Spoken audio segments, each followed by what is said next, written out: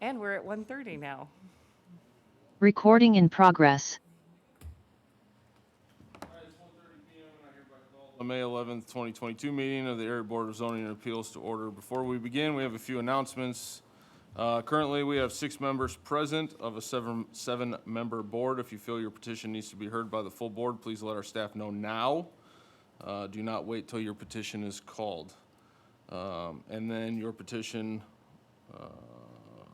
will be heard when we have more board members in attendance. The Area Board of Zoning and Appeals meeting is being held in person and virtually on the 4th floor of the council chambers of the County City Building, with Zoom option, phone teleconferencing options available as posted on our website, sjcindiana.com/agenda center.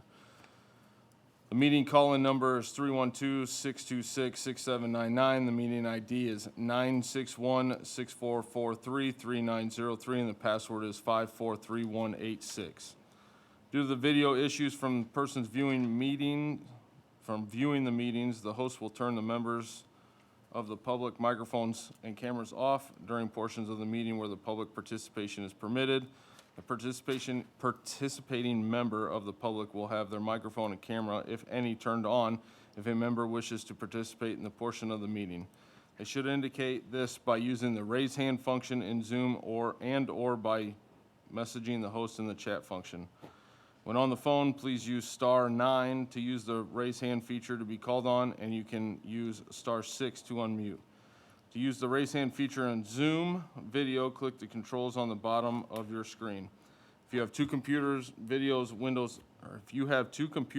windows open or have a phone line active with a video open at the same time, you will create an echo effect, making it impossible to hear you. Please choose one option. Regarding public comment, we will first ask for any public comment for those sitting in the chambers, then call on the members of the public attending remotely. Please clearly state your name and address for the record.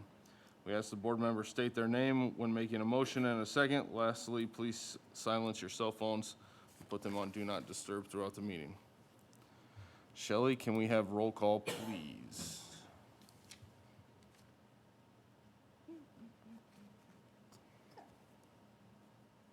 Mr. Roush? Here. Mr. Hawley? Here. Mr. Moffett? Here. Mr. Ritzma? Here. Mr. Schaefer? Here. Mr. Vellman? And Mr. Tavernier. Here. All right.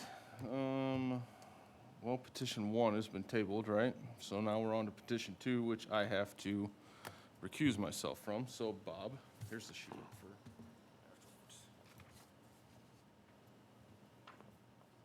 My name is Bob Hawley, and I'll handle petition number 2, property located at 13625 Esther.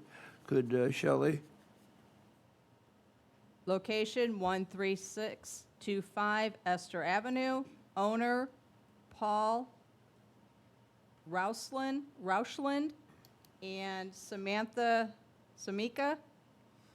Requested action, variance to allow a 25-foot front setback when 35 feet is required to allow a garage addition on the south side of the existing primary structure. Zoning, R Single Family District, County.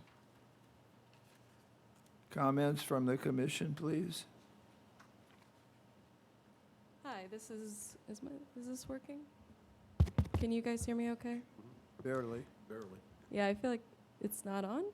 It's on. It's really quiet. You said that it twisted more towards you directly. Can you hear me now better? Okay, that works. Okay, right? Okay, I'm just gonna go for it.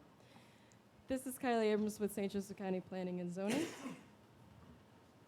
I know. Shelley, could you fix the PowerPoint for me, please? Go for it. There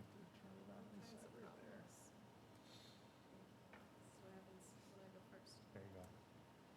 This area is just northeast of Jefferson Boulevard and Capitol Avenue on 13625 Esther Avenue. The proposed project is to convert the existing 24 by 24 feet attached garage into a living space and build an attached 24 by 30-foot garage on the south side of the existing structure. You can see the attached garage in this photo. Here's the elevation and plan. As you can see, they're adding the garage to the south side of the structure. Here's the site plan.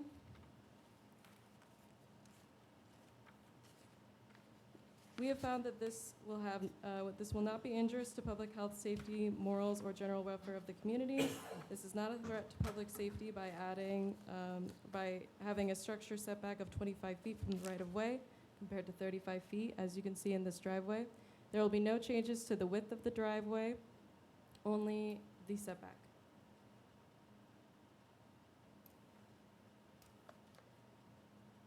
This is looking east on Esther Avenue. As you can see, the width of the road will not be changed or affected.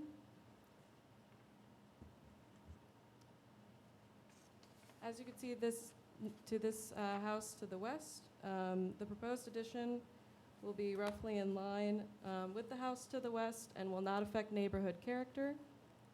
There are other homes that do not meet the setback standards, and therefore this cannot be considered a threat to neighborhood character. The strict application of the terms of this chapter would result in practical difficulties of the use of this property because, as you can see from this aerial view, there are no other viable locations given the width of the house and the location of the driveway and lack of rear access. Staff moves to recommend approval for this variance. We found that a 25-foot front setback, as mentioned, will not be inconsistent with other residential structures in the immediate area. There are no other practical garage locations on the property, and the 25-foot setback is found to not be a threat to public safety. I will take any questions. Thank you very much. Are there any questions from the board members? Could we have the presentation from the petitioner? We would like to ask to have your name clearly and your address, please. Would you step forward to the podium?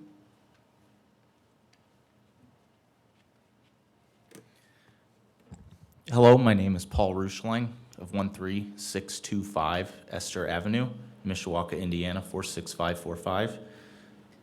And I am Samantha Smirka at 13625 Esther Avenue, Mishawaka, Indiana. Is there anything you want to add? Please feel free to do so. We were in agreement with the staff that this is consistent construction to be planned with the neighborhood, similar materials, elevation, no additional height, no visual obstructions to traffic or any danger to traffic. There was no other position or option for this garage structure to combine the living spaces in the home currently. All the building codes and permits would be followed and filed appropriately. And it's not a through street, so we didn't think that there was any additional hazard to public safety. Thank you. Is there any questions from a board member? Thank you very much. Okay, we're going to open this up to the general public. Is there anyone that would like to speak in favor of this petition? Please come forward. Do we have anybody on Zoom?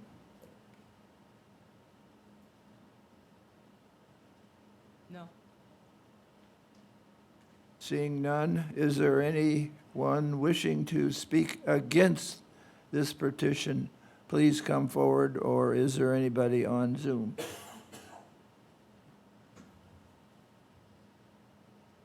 No.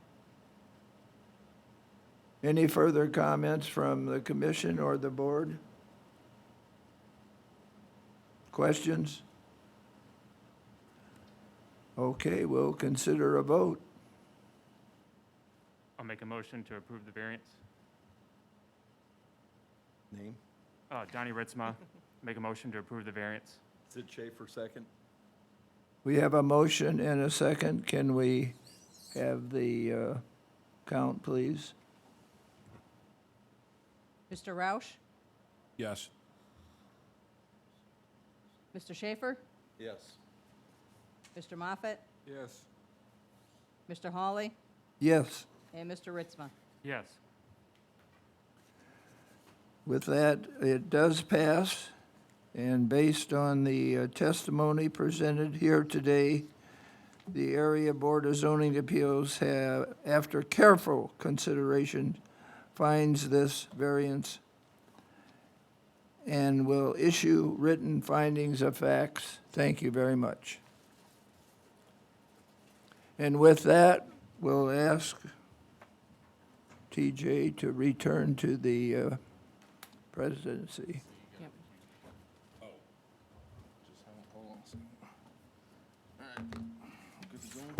Shelley Lance Roush. I have to recuse myself from item number 3. Okay.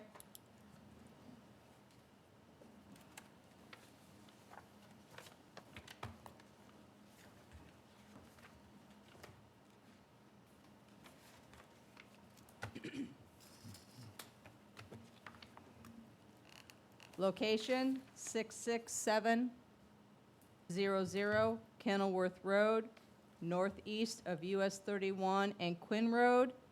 Owner, Bobby and Betty Fuchs et al. Requested action, special use, per section 514.091 sub B 19, a shooting range. Zoning, A agricultural district, county. Ryan Fellows, Area Plan Commission staff.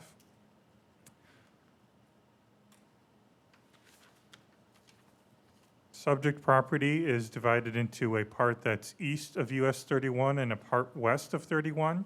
This application and site plan, as well as these staff comments, only concern the part of the property east of US 31, which is located east of 31 and north of Quinn Road, with no frontage on Kenilworth, despite the address.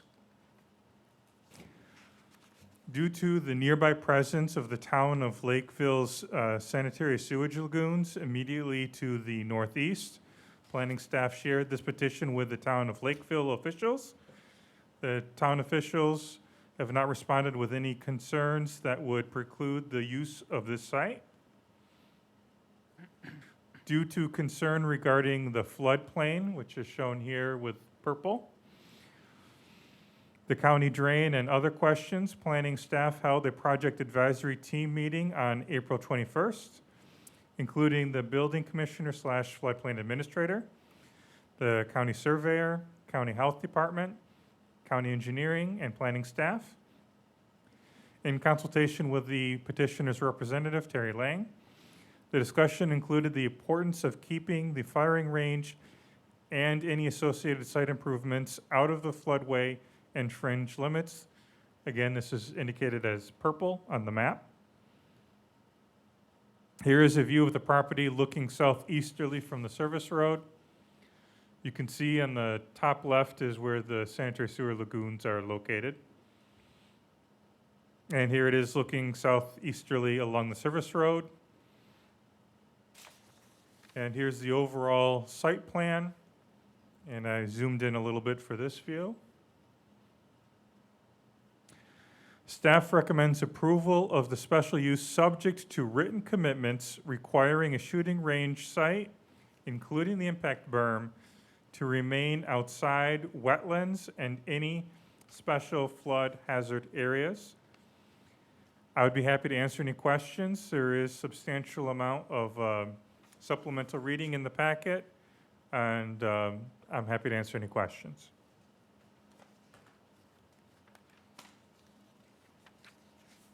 Oh, I also wanted to note, we did have a letter that was transmitted to the board members from the neighbor saying that he was supportive of this special use.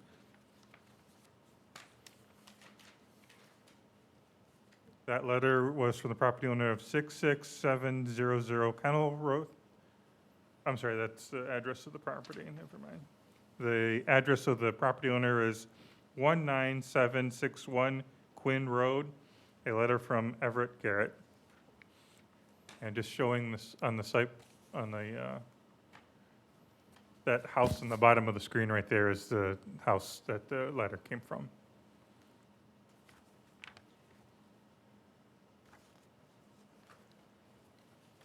And that's it. Thank you. All right, anybody got any questions? Nope. No? Terry? My name's Terry Lang from Lang Feeney, the Whiteman team. I represent the petitioners, the Fox family, and their trust. Petition before you is for a private shooting range.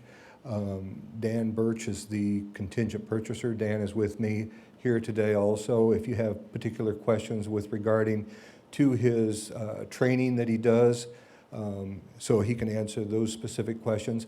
As Ryan had indicated, met with the advisory board, and answered all their questions that they had, submitted an amended plan, keeping all of the, improved areas that will be for the shooting range, as well as the mound that's going to be with that, out of the flood fringe area and also the ditch area that the drainage board was concerned with. So we've complied with all of the items that the advisory board had asked for on that. The site is very uniquely located. If you want to put the aerial portion back up on the screen there, you'll see here is the ponds for the town of Lakeville there. 31 obviously on this side separates that.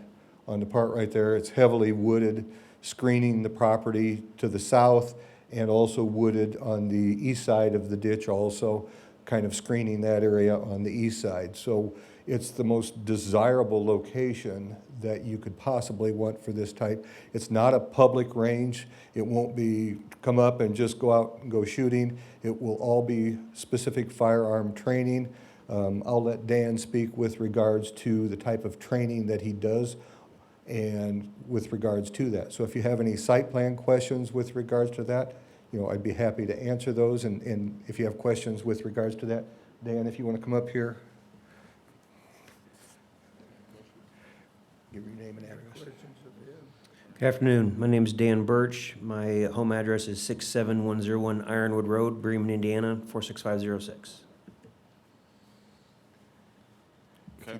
Give them a little bit of insight of what your training does. So I have a side business that's called Hoosier State Training, and I teach all things self-defense. One thing would be firearm training. And I've been conducting this business since 2016, and I am looking to purchase this property, which is about 1.75 miles from my house, where I could conduct my classes. As Terry had stated, I have no intentions of having a public shooting range. I would suggest considering it more of a training location for my company, where it is very structured, very controlled, and it's for my use only, for my classes. My business is, like I said, a part-time business where it's primarily a couple Friday afternoons and a couple Saturdays a month. So it's very limited in use.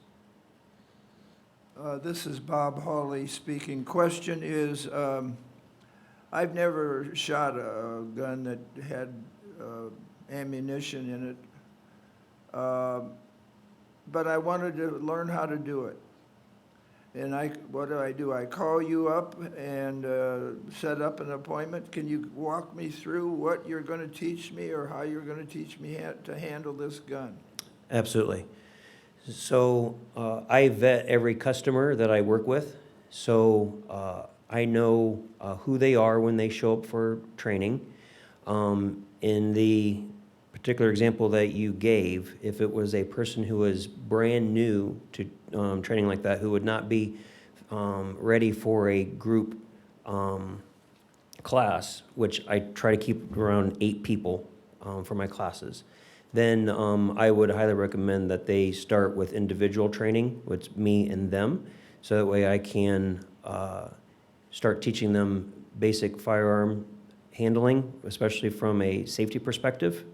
And then once they are competent with the firearm, especially for safe handling, then I would allow them to take what I would consider my basic handgun class. And that would be a 4-hour class that teaches all things how to use a handgun in a self-defense perspective, and it's all fundamentals. From there, I have additional classes that people can progress through, all the way to advanced level classes. It's all from a self-defense perspective. Can you shoot any type of gun at your facility? Speaking. I'm sorry, could you give me a little more clarification on that question? Well, you know, maybe it's a pistol, maybe it's a rifle, maybe it's an automatic. You hear about these terrible automatic weapons that they have. Right. So, I honestly, I don't know anything about guns. yes, sir, yes, sir. I have a BB gun when I was little, that's it. Yes, sir. So 90% of my business is teaching people how to use a handgun for self-defense purposes.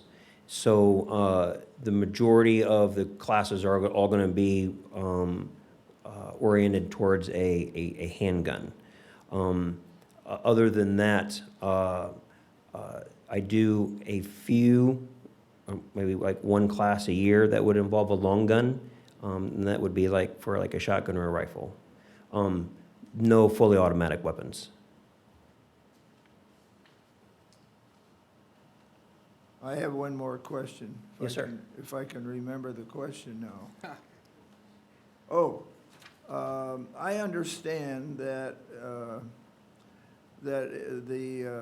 the state, I guess the state, passed a law that says that you're now permissible to carry a gun without a permit. Is that true?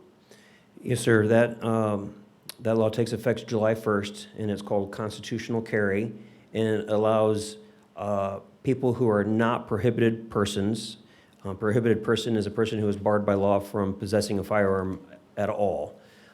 They can carry a firearm without they can carry a handgun without a Indiana handgun possession permit. So if this is Bob speaking again. So if I walked into this building and I had a gun hooked to my belt, I can walk in this building with that? In this particular building, no, sir. This building is a regulated building because there's a courthouse in it, and so no firearms are allowed. Okay, let's say I walked into Wendy's. I could walk in there with a gun. And if the property owner, being Wendy's for this example, asked them to leave, then they would be required to leave. If they don't, then it's a criminal trespass issue, which is a misdemeanor. Thank you. Yes, sir. All right, so I got a couple questions. This is DJ talking. So the reclamation here, what's your plan on the cleanup? How are you planning on cleaning up all of your lead and all of your ammunition, aside from your brass, obviously, that'll be spent, so. Right, so is your question in particular directed towards the lead? Correct. Right, so the Indiana Department of Environmental Management, which I submitted that report, said that for small firing ranges, that the lead is collected in the impact berm, and for normal use, it is not an issue as far as lead contamination and reclamation. It only becomes an issue if it were like a public shooting range, or say like the Indiana Law Enforcement Academy down in Plainfield, Indiana, where the range is used in an excessive amount. Then at that point, the impact berms need to be mined, if you will, of the lead. And that is a managed process. For my purposes for this class, it's very limited in scale. I mean, it's almost no different than if I had an impact berm on my own personal property where I was doing my own shooting. It's very limited in scale. At what point in time does it become time to reclaim all of that lead? Sure. Is there a certain time frame, years?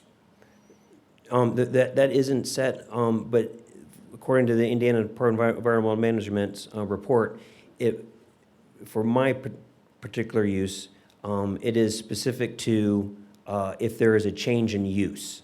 So if someone wanted to build a house where the impact berm was, then the lead would have to be removed. But if a house isn't going to be built there, which in this particular location, this property is not suited for building a house anywhere, then it is not an issue for my purposes. Okay. Does anybody else got any questions? Nope. Okay. Thanks, guys. See if I can get back to my stop. Okay. All right. Well, I will open this up to the public now. Is there anybody in-house that would like to speak for this particular petition? Please step forward. Seeing none. Shelley, any on Zoom? No. Nope. All right. Is there anybody who would like to speak against the petition? Please come forward. Seeing none. Any on Zoom?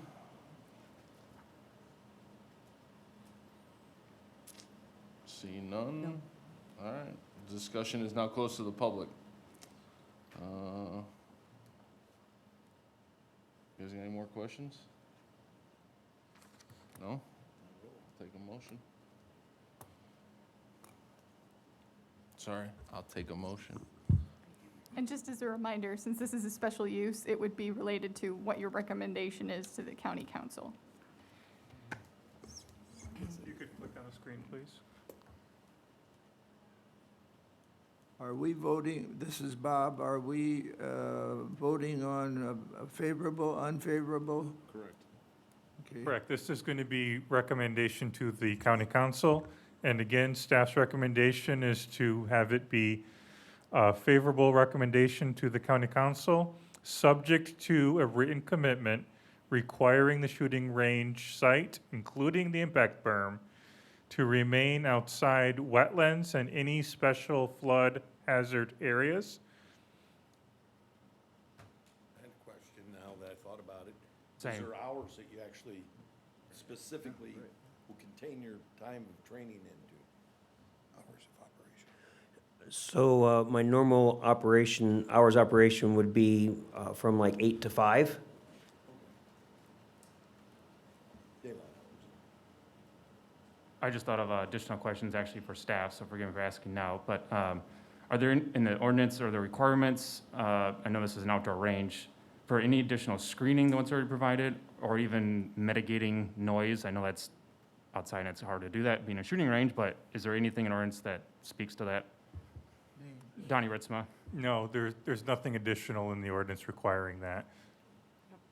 And I will say, the condition, or the commitment, written commitment that would be recorded that Ryan has suggested, just for clarity, it came forward through the recommendations from the from the floodplain administrator, the drainage board, the health department, to keep any firing areas outside of that. So we are requesting, however you send it, if you were to send it favorably, to include that commitment requiring the shooting range to be outside any wetlands and special flood hazard areas. This is Bob Hawley, and I'm making a motion to send this with a favorable recommendation to the county council, and that subject to a special use, subject to written commitments requiring the shooting range site, including the impact berm, to remain outside wetlands and any special flood hazard areas. Donnie Ritzma, and I'll second. All right, motion and a second. Shelley? Mr. Moffett? Yes. Mr. Schaefer? Yes. Mr. Hawley? Yes. Mr. Ritzma? Yes. Mr. Tavernier? Yes. Based on the testimony presented here today, the Area Board of Zoning and Appeals, after careful consideration, will send it finds in favor of the special use, and will issue written findings of the facts. We'll send a favorable We'll recommendation send a to the favorable county council. recommendation, yes. And we'll issue written findings of the facts. Thank you. Thank you.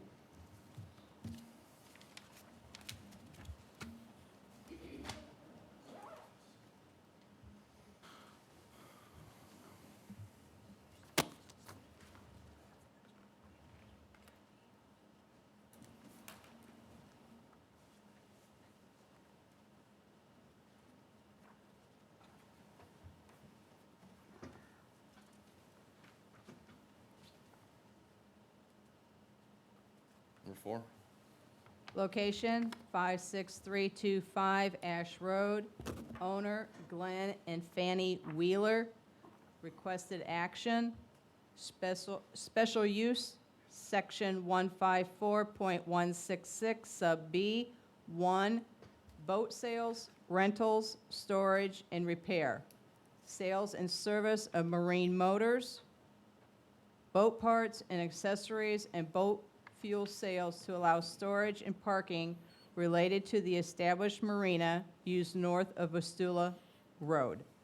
Variance 1 from Section 154.166 Sub B1 to allow boat sales, rentals, storage, and repair on a property without frontage on a waterway where 100 feet of waterway frontage is required.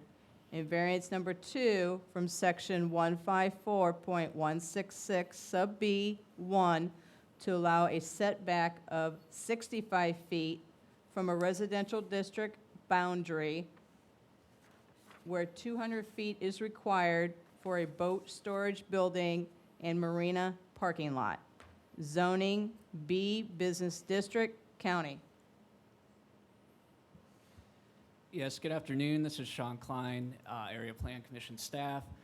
The petitioner here is also the owner of the property north of Vistula there that is a functioning marina. They would like to store equipment related to this marina as well as provide parking for the marina on the parcel outlined here. It is zoned B business, which requires a special use for any marina related uses, including boat storage, etc. So they will need that special use in order to do this. Along with that special use in B business, there's also 2 specific development standards, one being that the use is set back 200 feet from any residential district, and also that it has 100 feet of frontage on the waterfront. In this case, the parcel does not. The parcel immediately to the west is zoned residential, so the proposed building is only going to be 65 feet as opposed to 200. But staff does support the variances in this case because we find that they're not necessarily applicable to the property at hand. Furthermore, we do recommend that this special use be sent to the county council with a favorable recommendation on the condition that type 2 screening be provided along the west property line for reasons I'll show you here in a moment.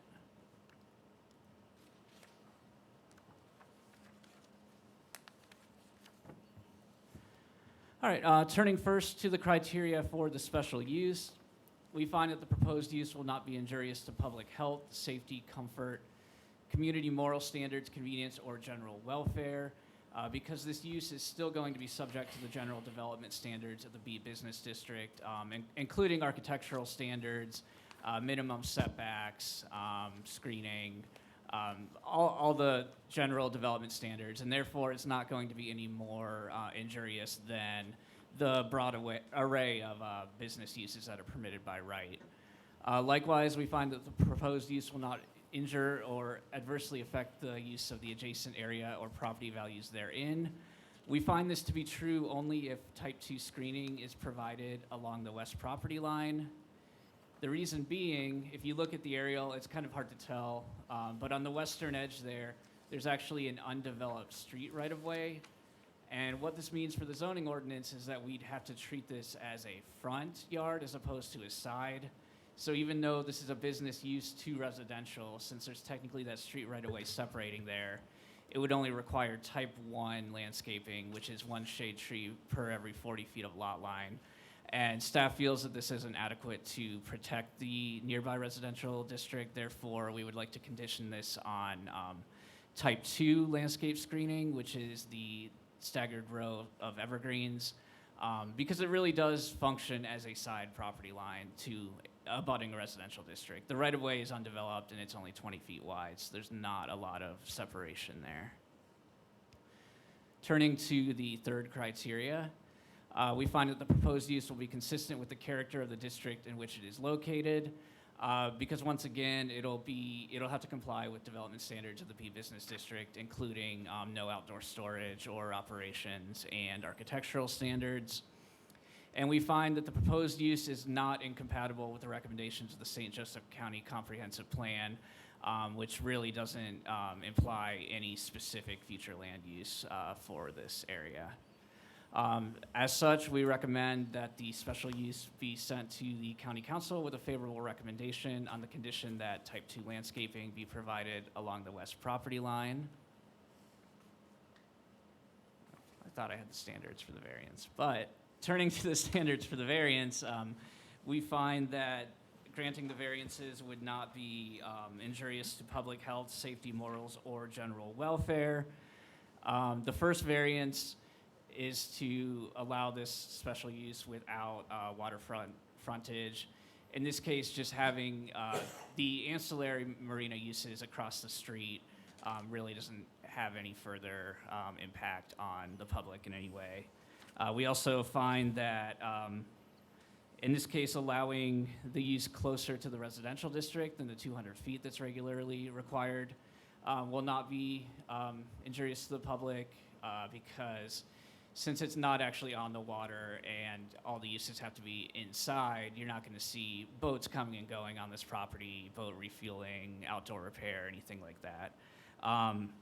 As such, we find that the use and value of the area adjacent to the property, including the variance, will not be affected in a substantially adverse manner, provided that we do get that type 2 landscape screening to the west. And we find that strict applications of the terms of this chapter would result in practical difficulty in the use of the property. In this case, it would prevent the property owner from expanding some marina-related uses that aren't really that disruptive to neighboring properties to a property that is across the street. Whereas if that public street weren't there, then this variance wouldn't be required. Also, we find that the 200-foot setback from residential would result in practical difficulty because there's really a limited amount of properties along the river that aren't zoned residential, so that's actually an incredibly difficult setback for a marina to ever meet anywhere in St. Joseph County. So we do support the variances as well. We recommend that you grant those variances on the condition that type 2 landscaping be provided to the west, and I'm happy to answer any questions. Okay, so let me get this straight. We're voting on sending with a favorable or unfavorable recommendation to the county council, but we are voting on the variances. The two And I variances. would suggest that you make those variances subject to the special use going through as well. Sean, this is Donnie Ritzma. The church that's on the property, is that still active and meeting? I don't believe so, and it's my understanding that it will be removed at some point. Which is my next question. Does it need to be demoed, or what's yeah, that? The petitioner can speak more to that. Okay. Bob Hawley, do you happen to know the present owner, how long he's owned that marina? I know that marina's been there since forever. It received a special use in 1961. That was a previous owner, I know. I'm not sure how many owners it's gone through since then. Okay. But Okay. it's been established. Guys good? All right. Terry? Terry Lang from Lang, Feeney and Associates, the Whiteman team. Our address is 715 South Michigan Street in South Bend. I represent the petitioners here, the Mr. and Mrs. Wheeler. They've owned this for over 20 years. To give you a little background to go along with this, if you want to switch back to our site plan, Shelley, please.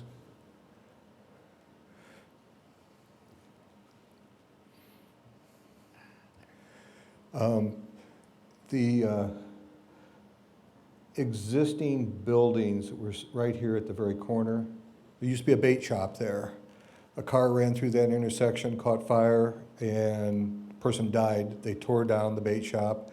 The building immediately to the adjacent to that was a storage building. Very good shape pole building that in the process last year we came before the Area Planning Commission and rezoned the property for a restaurant. This portion that you see right here is going to be a restaurant located on the river. The pole building is being moved from that location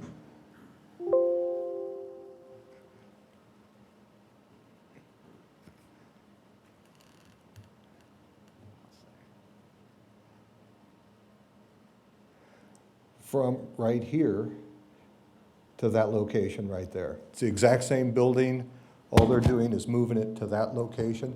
That building housed the mowing equipment, the snow plowing equipment that was used around the marina. It was a storage facility for the equipment there.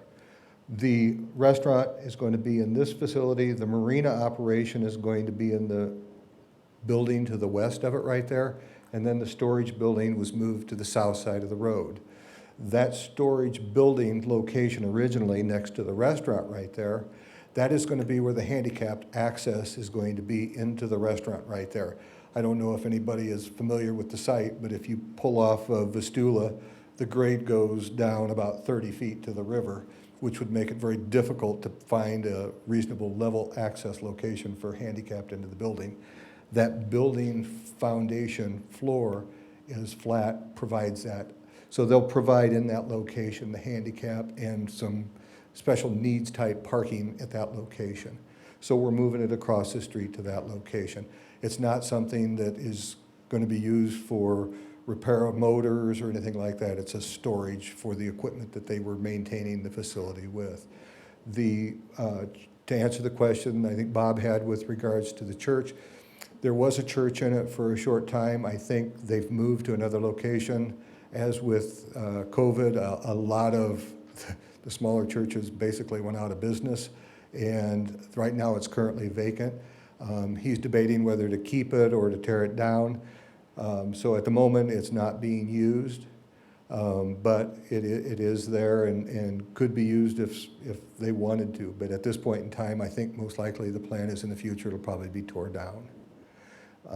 And the petition before you, we have no objection to the screening request on the site plan or even on the aerial there. That whole area is wooded. You can see the trees in that area along the west. You can barely see the house right there. All of the trees back in that westerly portion of it. So we'll have to work with the planning department on position of trees because of all of the trees that are currently there also. But an evergreen tree location that they're recommending would provide year-round type of screening from the house to the west right there. And that street immediately to the west of the site was a dedicated street but was never improved. It's full of trees, basically, is what it is. So that is the plan for the site right there and why we're doing what we're doing right there. Plans have been submitted to the State Health Department for the commercial septic system on the site to be located at the very corner. If you've drove by there, you'll see stakes in several locations out there where they're proposing that septic system to be located. But that's kind of the history of the property and why we're here. It was a perfectly good building to tear down and just toss aside when he's going to need storage for the equipment to maintain the site anyhow. Be happy to answer any other questions you might have.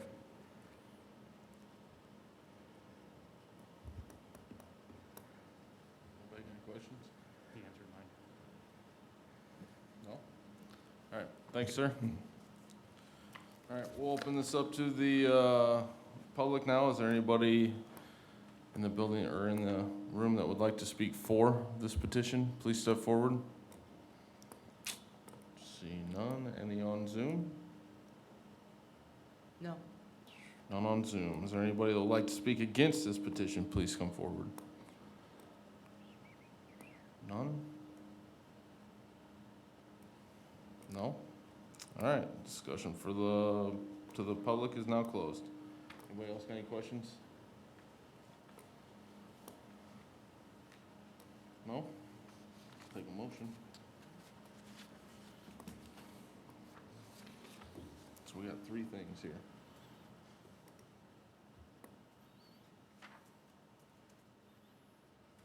Go to the summary slide. Oh, Yeah, there should be at least two separate motions dealing with the special use, one by itself for the special use, and then if you want to handle the variances together, you could do that, or if for some reason you thought one was okay but not the other, I suppose you could do those separately, but at Okay. least two separate motions. All right. So let's do the special use motion first. Special use motion for the county council. Correct. Favorable, unfavorable, yes. This is Donnie Ritzmel. I will make a favorable recommendation for the special use under the condition that type 2 landscaping be provided along the west property line. I'll second that. Bob Hawley? All right, we have a motion and a second. Shelley? Mr. Moffett? Yes. Mr. Schaefer? Yes. Mr. Ritzma? Yes. Mr. Hawley? Yes. Mr. Roush? Yes. Mr. Tavernier? Yes. Based on the testimony presented here today, the Area Board of Zoning Appeals, after careful consideration, finds the special use favorable. We'll send the special We'll use send the with a special use favorable. with a favorable recommendation. Yes. And we'll issue written findings of the facts. All right. Now the variances. And as a reminder, the recommendation on variances would be, in addition to the landscaping conditions, that if you approve them, it would be subject to the special use also being approved.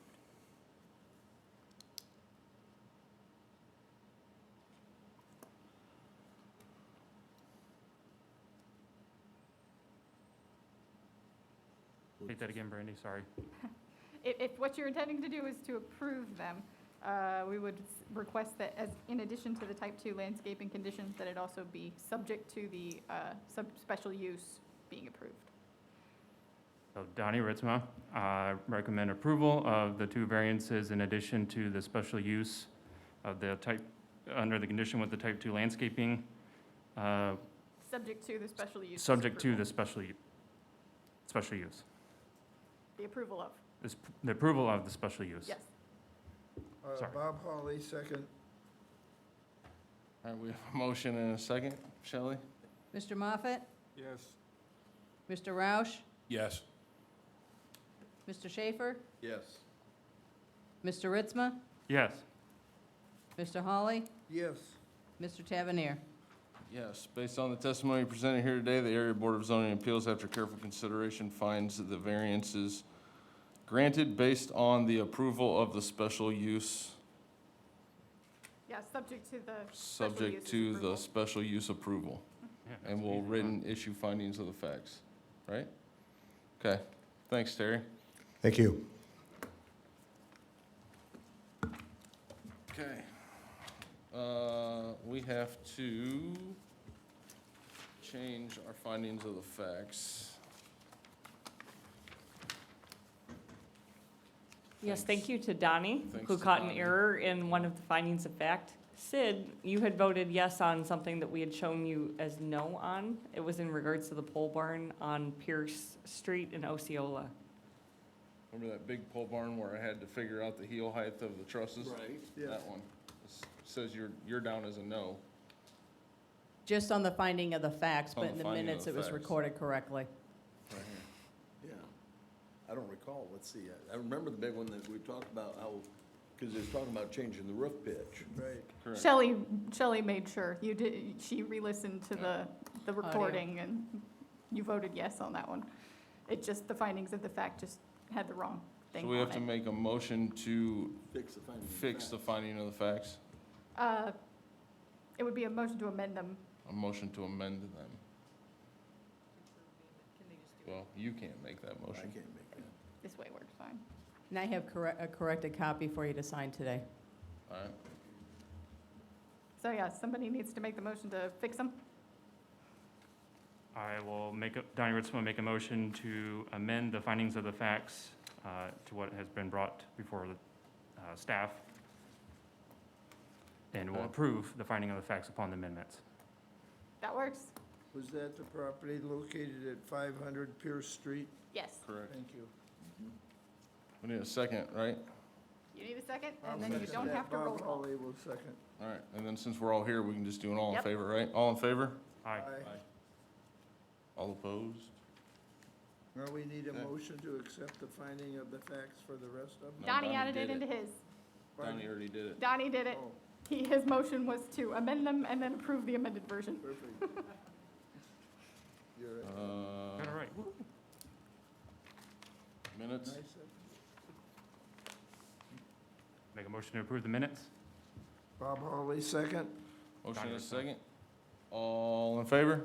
Aye. Aye. All opposed? Good to go.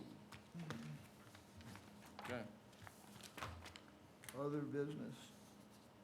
we have, the, Yeah, the only other business is the amendment for the rules of procedure that would officially add in the administrative tabling and its limitations that we discussed at the last meeting. The proposed amendment would just add a new section 6.10 that would essentially give a petitioner the ability to do what you've been customarily letting them do and table their petition automatically by requesting it of the secretary before the petition is read. They would get to do it 2 times, and it's not just in a row, they do it 2 times. And then after that, they would have to either ask you to table it again, and you could decide to do it or not do it, or they would have to go forward or withdraw. And I believe in your packet, you have the language that we've proposed, and since we introduced it at the last one, we would be asking you to approve that today, effective starting now. Could I vote on it even though I wasn't here? Yeah, I mean, it was in your packet, you got to look at it. we just need a motion on adding. Yeah, a motion to approve the amended rules of procedure. Motion to approve the amended rules and procedures. Adding the 6.10. You keep adding stuff to this. And we have a clean copy for your signature today, too. Bring crayons. What's your color? Okay, so we need a motion to approve the amended rules and procedures of adding 11 what? 6.10. 6.10. Donnie Ritzman will make a motion to approve the amendments to the rules of procedure, adding in 6.10 as presented. Bob Hawley, second that. All right, motion and a second. All in favor? Aye. All opposed? All right. Okay. Motion to adjourn. I'll make a motion to adjourn. Donnie Ritzman. All in favor? Aye. Good to go. I think DJ was counting himself as having. Yeah, sure. Yeah, well, welcome, Lance. Thank you for joining the group. Hey, next time, stick around for all of them, will you? Isn't that weird? How often does that actually happen? Well, it's gonna happen to me here quite often when you're coming up. Lance, I would think with the volume of stuff that you do, First meeting. it's not gonna be